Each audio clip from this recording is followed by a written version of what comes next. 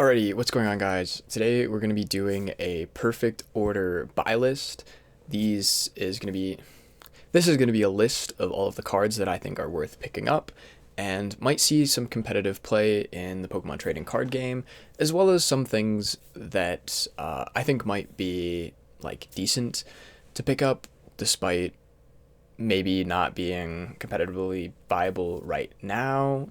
Somebody might cook and they might become competitively viable a bit later. So let's get into it. Alrighty, so here's the card list. I'm using the website like Pokemon Proxies, because the Pokemon website doesn't actually have the full list available right now. Intergrass types, there's really nothing that I see that's like super good. The only thing that is like possible is either this Seviper or the Vivian and Decidueye EX. These combo pretty well, but setting up 2-stage 2s in a deck consistently and keeping them around to be like reliable is kind of hard. Despite having the Force of Vitality, you can like get them out, and there's like Dawn to be able to try to get them out.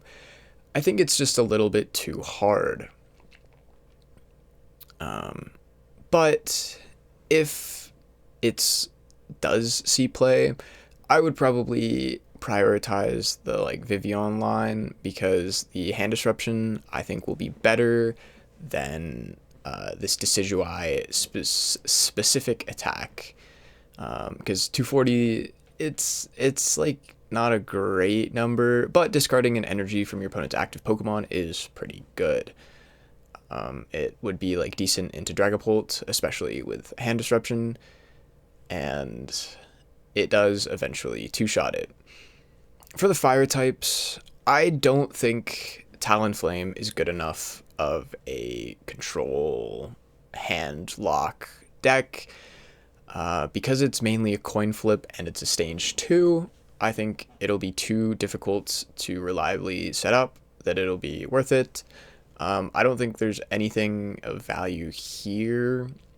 I don't think the Salazzle EX is pretty good. 100's not great, and poison and burning somebody is like pretty hard to consistently set up.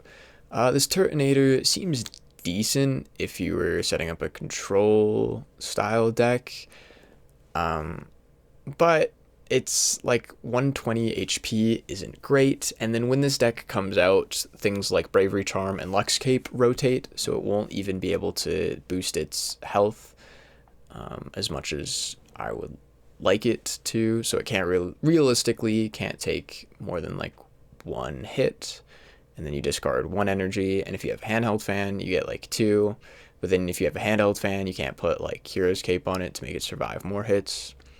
So it's not as good as like just playing handheld fan.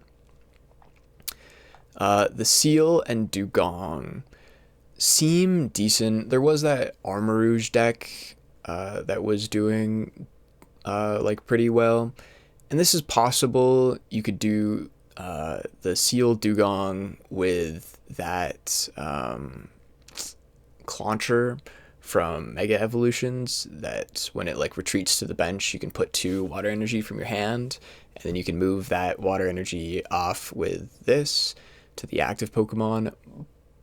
But I also don't think it'll be all that great. I think maybe in the future I would put this as a 2-2 Seel, 2 Dewgong, just to kind of future proof this list. So that's, I guess, the first thing that makes the buy list will be 2 Seel, 2 Dewgong. After that, this is the first thing for sure that makes the list, is Staryu. I have the Staryu line specifically for the Mega Starmie as a 4-3. I don't think you'll ever need more than 3 Mega Starmie EX in a deck, but I think 4 is a good number for the Staryu. The reason is this Jet Blow attack is super aggressive early on, and dealing 120 to the active and 50 to the bench is quite good. And if you used something like Risky Ruins and they already have 20 damage on their benched Pokemon, and you set up like Monkey Dories or Frostlass, you're pretty easily able to spread some damage quite well as it pairs with the current Mega Frostlass EX, both being Mega Pokemon that are Water type that swing for 1 Water energy and can do kind of the opposite of each other. So the Mega Frostlass can swing for big numbers, while the Mega Starmie can pick up multiple little guys, as they say. There's kind of nothing in here. Nothing in the Luxray line is all that interesting. I do think the Dedenne will be a one-of. Mainly because it is adorable, and that's really it. From a competitive standpoint, this is not doing all that much. The tail generation, or probably generator, I actually have the card. I pulled the card from I pulled the IR in the pre-release. Yeah, tail generator. It's not all that great. Because it's more of like a comeback mechanic, because your opponent has to have lots of energy in play, and it's your attack for turn, so you're not attacking. And then also a lot of the good electric type Pokemon that this would get paired with are going to rotate. The only thing that it could see play in would be an Iono's Bellybolt's mirror match, I guess.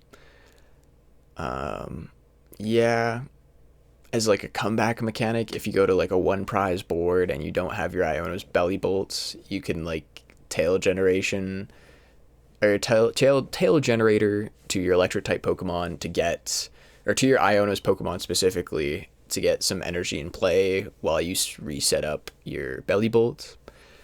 But I don't think it's going to be competitive at all, really, especially with like Dragapult in the format and like Mega Lucario, because Mega Lucario will hit all electric types for weakness and just smoke them. The next thing I put on the buy list is I actually did put the Mega Clefable EX and its Clefairy as another 4-3 line. The reason is the 2 top decks right now are going to be weak to Psychic type. Mainly, the Mega Lucario is weak to Psychic by default, and then you can put Lily's Clefairy into like this deck, and then Dragapult is also weak to Psychic types, and you can attack with the Mega Clefable, which is also why I put the Spritzee and Aromatisse in the buy list as well. I put these guys as a 4-4 line. The reason being is I think the only way that Mega Clefable EX is ever playable is going to be with this aromatisse or aromatisse, however it's pronounced, and a lot of energy recyclers. I think that is the only way this deck will be played, because discarding 4 energy from your hand is kind of a lot to do without a way of just like recovering it fast. So you're going to need to play a lot of like an energy recycler almost every turn. And then the other issue, I guess this searches them from the deck. So I guess that's fine. So it's like decent, but it's not great. There's just like better decks out there, I think, personally, that will be played in this format. The only thing that this has going for it is it hits the top 2 decks for weakness. Other than that, it seems kind of mid if you hit something that's not one of the top 2 decks. For the fighting types, none of this is really of note. The Barbarical doesn't seem good enough to be competitive. I've seen it get played in a Okidogi deck as like a 1 prize energy accelerator, but it seems like it's just going to clog up the bench, and then you have no way of finding your basic fighting energies really, because we lose like Earth and Vessel. So you're going to need some sort of like draw support, which means that you're also going to be playing probably Soul Rock and Lunatone. in that deck. So now that your bench is kind of like super clogged, so you're either only going to get to put in a like a 1 barbarical, and then it just gets you a 1 extra attachment. And I feel like that's not as valuable as it could be. Something like Crispin is probably just better, especially in like Okidogi, where you'll need the dark and the fighting type to be attached. But maybe wouldn't. I'm not putting it on the buy list. If you personally think that you want to play this card, I think you can pick it up. But I don't.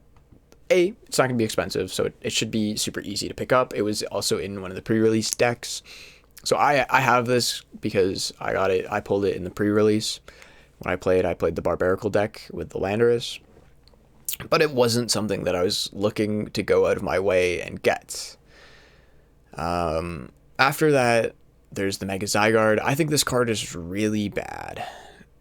There are quite a few grass decks in the next format. They're not the best decks, but there's something that you have to like look out for. And I think there's better fighting decks out there, and then these energy costs are just way too big for like, especially this second attack where you're coin flipping to do damage to Pokemon. Like, sure, in theory, you can do 150 to every single one of your opponent's Pokemon, and that is really strong and would probably pick you up a multi-prize turn. But it's a coin flip. And then at the bottom, there is this core memory, and it does the 350, which in theory would solve the lack of Mega Zygarde EX's attacks. However, a lot of decks are playing Jamming Tower right now, and that just turns off your way to one-shot those big Pokemon.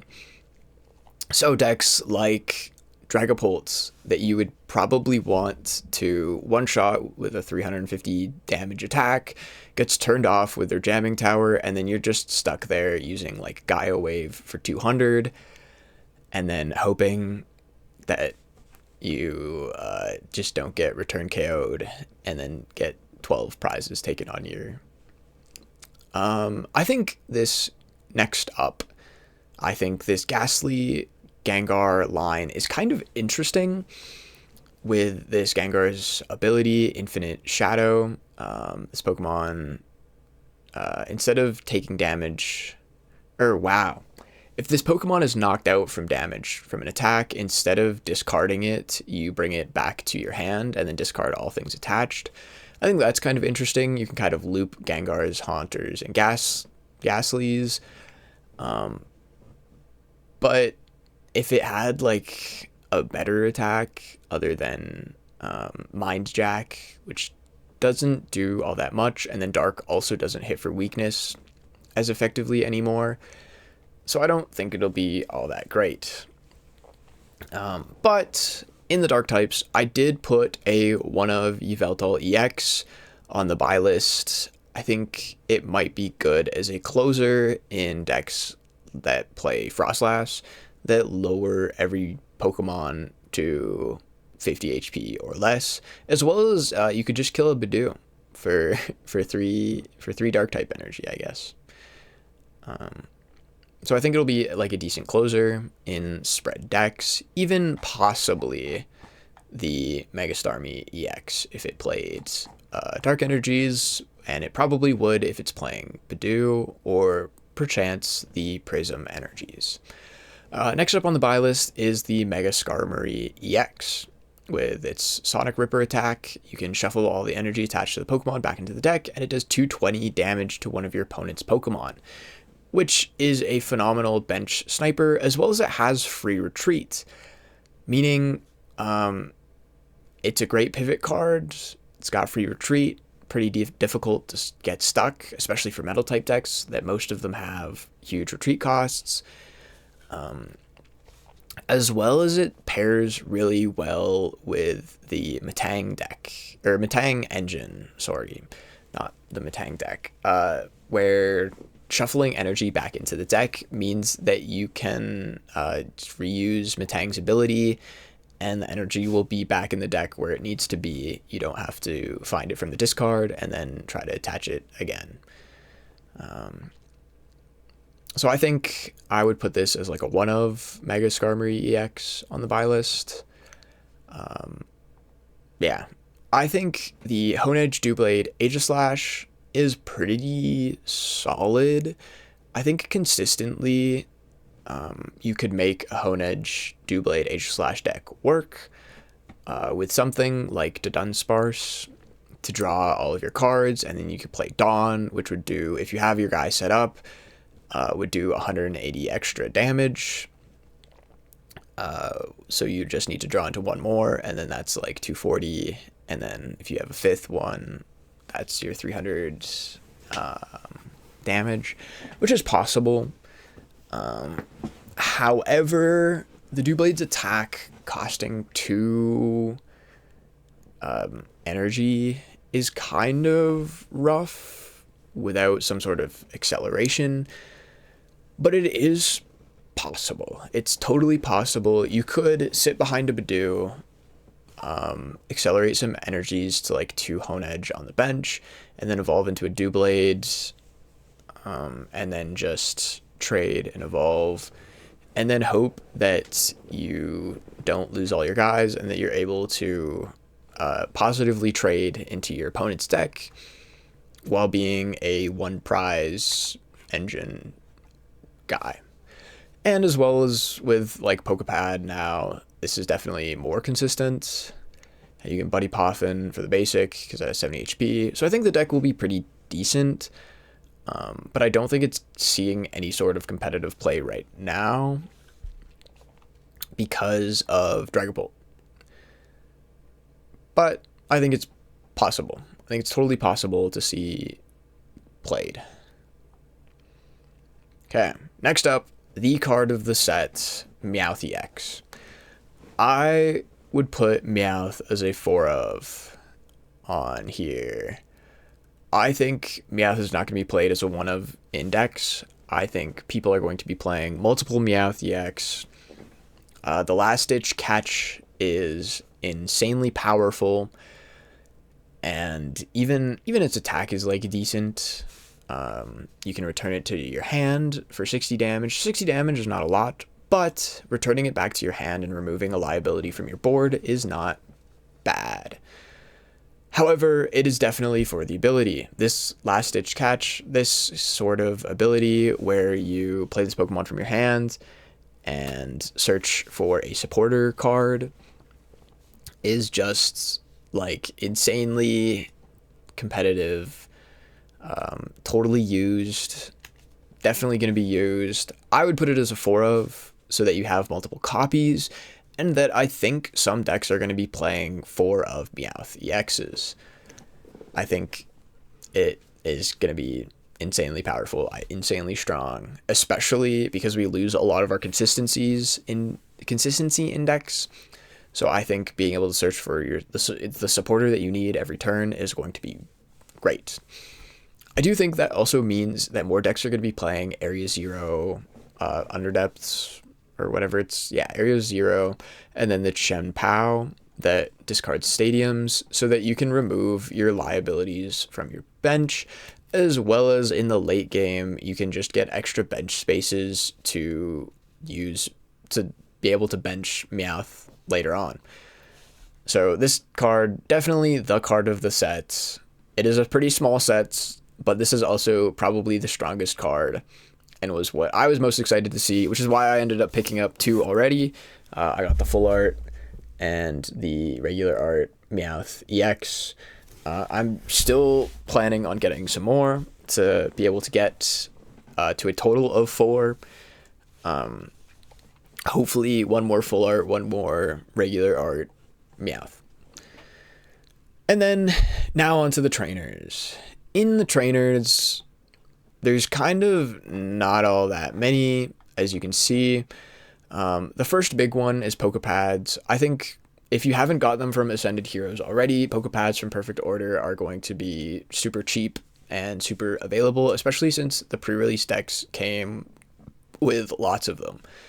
So they'll be like quite available. I already have my set of 4.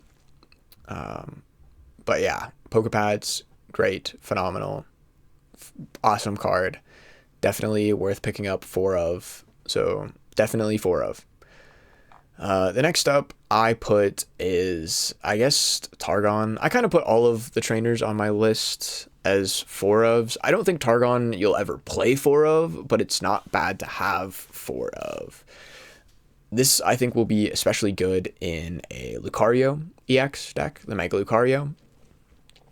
For you can recover your EX Pokemon and basic energies on a supporter, which is good against like item lock, where it prevents you from grabbing your EX Pokemon. But we also lose like Super Rod, and yeah, I guess Night Stretcher's still in the game, but if there is like a crazy item lock deck like Jellicent, and you lose a Mega Lucario and you don't have a way of getting it back, I think Tarragon will be like pretty good to get it back. And you can also get like fighting energies. So I put it as a 4 of because I think it'll be pretty cheap and easy to pick up. But you'll probably only ever play like 1, maybe 2 copies in a deck. It is most likely going to be seen play as a 1 of. Next up, I put Rosa's Encouragement. This is another card that won't see play in multiple copies. It'll probably only be a 1 to 2 of in decks, probably played in Dragapult. Most stage 2 decks would probably play it.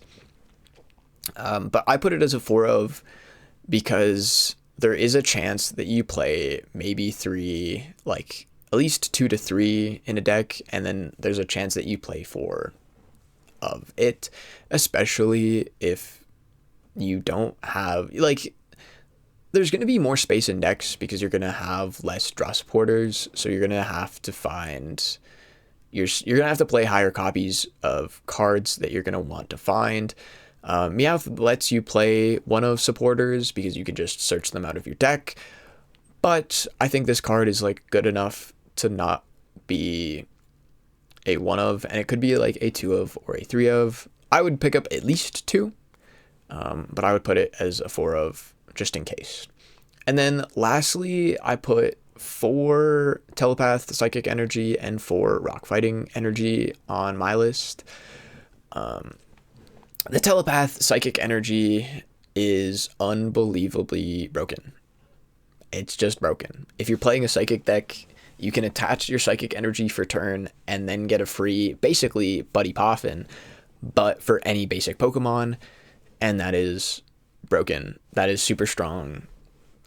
This card is huge buff to psychic type decks. This card is great.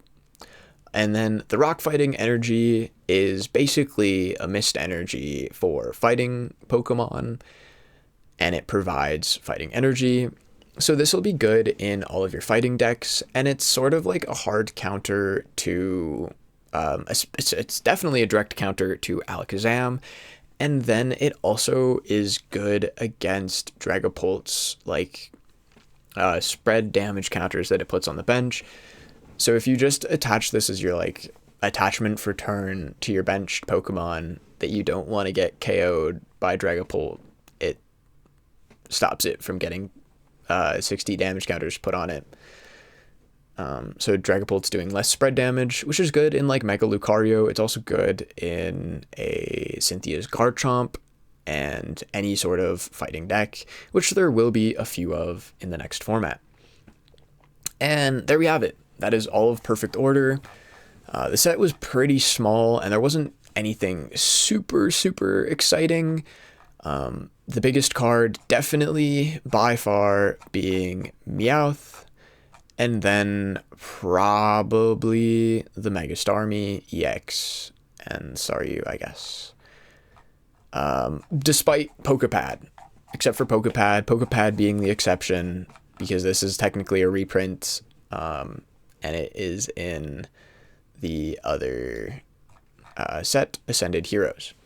So yeah, that is our sort of list of cards to pick up, or like a buy list. I hope you guys enjoyed, and I'll see you guys in the next one.